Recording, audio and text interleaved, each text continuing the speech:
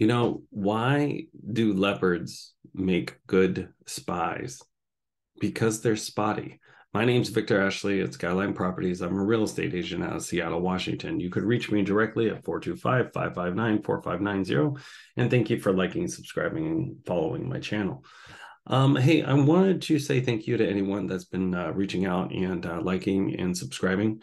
The channel keeps growing, and I appreciate it. I wasn't exactly sure that people would actually like this kind of content, and I'm surprised at how many people actually find it beneficial. So if you find it beneficial, it might be beneficial to your friend. Also, you can also share it if you like. And then just so you remember, I'm also on the buyer journey. I'm a renter also. So not only am I in real estate, but I rent. So I know exactly how it feels for somebody that feels that they're a little priced out or they're hesitant to get into the market.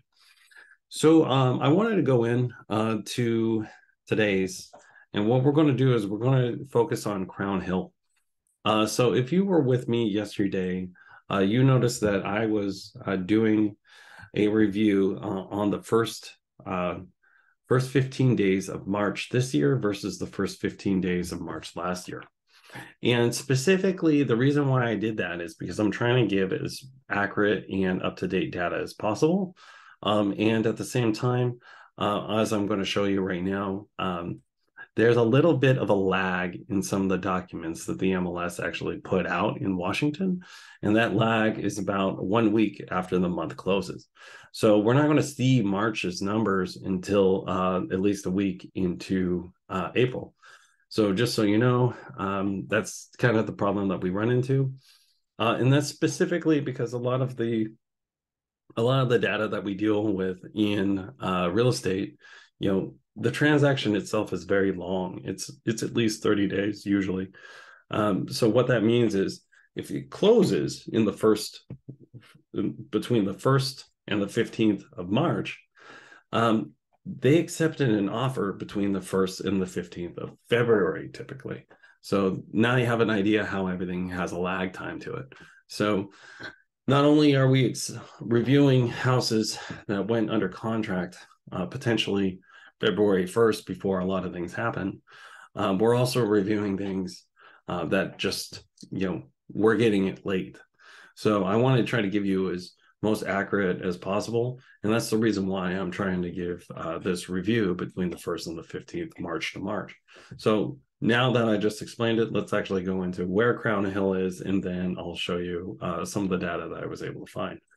So if you can see my screen, and I'm switching over to it right now, but the Crownhill neighborhood is located just north of Ballard. It's next to Green Lake, and it's just south of the Shoreline Linwood area. Now, this is kind of in between a couple of the zones that we talk about a lot. Here's the Space Needle right here. But this is about 5 miles north, maybe 8 miles north of the Space Needle.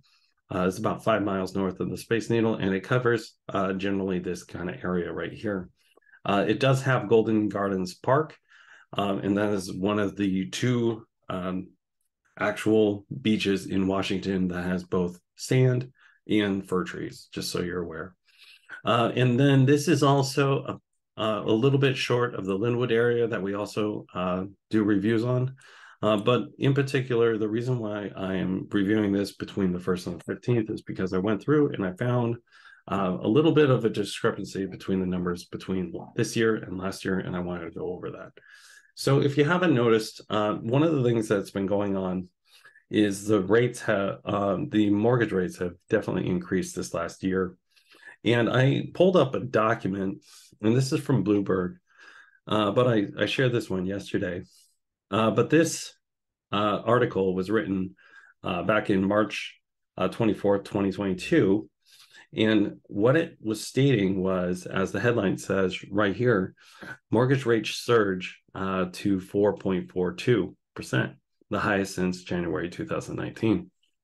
Now, if you haven't noticed, this is actually about 3 full percentage points lower than what interest rates are at today. So I wanted to go over that in particular and just show you these are the average rates that we're seeing right day as of right now. And again, this is not for the 800 and up interest rates, but this is for the average between the 7 and 720. And this does also still include at least 20% down. So when we start playing with things, you're going to notice that it just shoots up.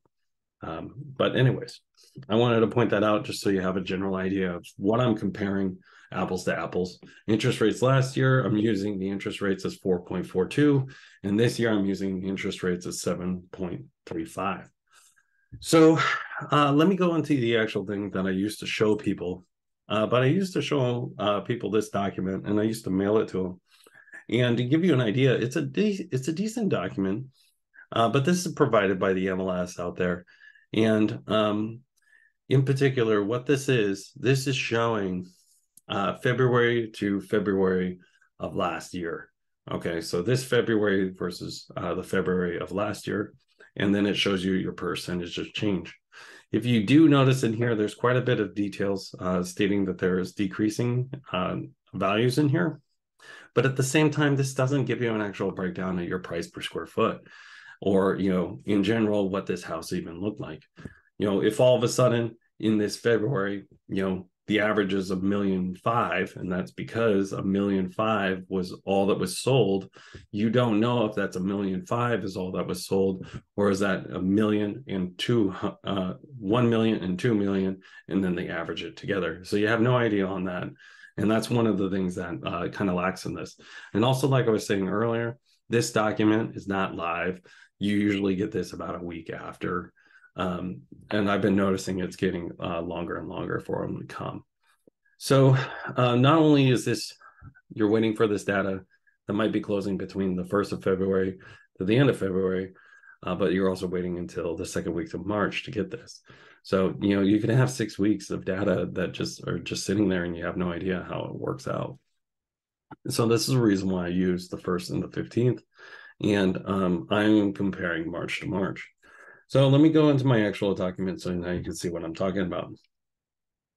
So I compared March to March, and the first 15 days of March in 2022, I came out with something pretty fun. There was 25 closed sales. Again, these are closed sales that are 100% done. They take about 30 days, and then everything from title to funding to the exchange of keys, and now you take possession of that house. What I came out to was a cost per square foot of $657 and an average sales price of $957,000 with 11 days on market, a little over 2.5 bedrooms, and 1.5 baths. And our size of the house was 1,546 square feet. So also what I did with that, and just so you know, I did find a difference in the size, and that's what I'm going to next. So when I compared this year, though, we've had half of the sales that have been going on. So there was 25 sales last year. Now there's only been 12 that have closed during that particular amount of time. Our average right now is $574 per square foot. And as you can tell also, our average is actually higher this year. So it's a $1,170,000, 18 days on market, 3 beds, 2 bath, and 2,081 square feet. So what I did to get a fair comparison of this apples to apples, now that I have the cost per square foot, I averaged the two square footages together just so you have a general idea of the size of house. And now let's see what it would actually cost to buy an 1,800 square foot, 3 beds, 2 bath house in the Crownhill neighborhood of 98117. And let's just go over that real quick.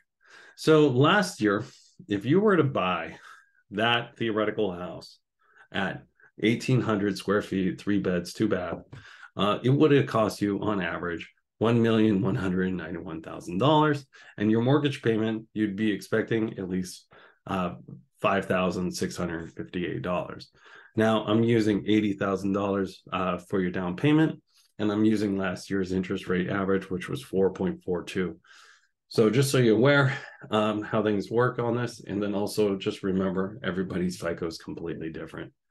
When I compare that though to this year, what that comes out to is, again, when I do the 1,800 square foot, 3 beds, 2 bath, it comes out to $1,041,000, and your mortgage rate would be $6,711.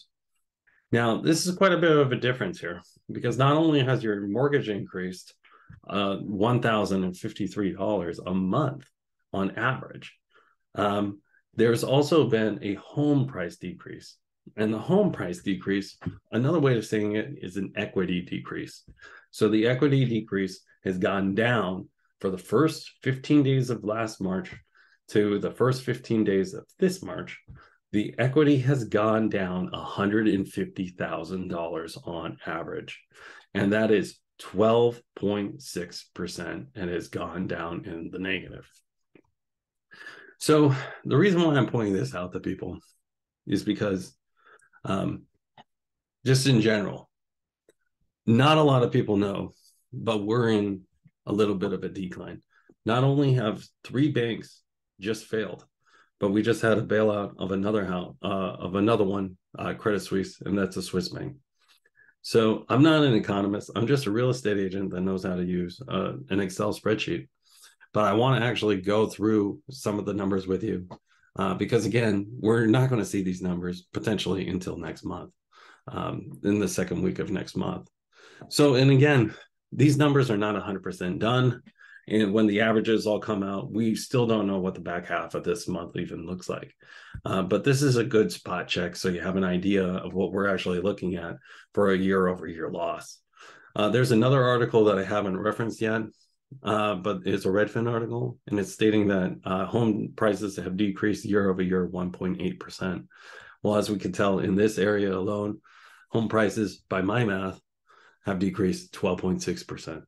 So this is the kind of reason why I recommend you work with somebody that is local, knows your market, and has the time actually to go over this stuff with you, and answering any of your questions.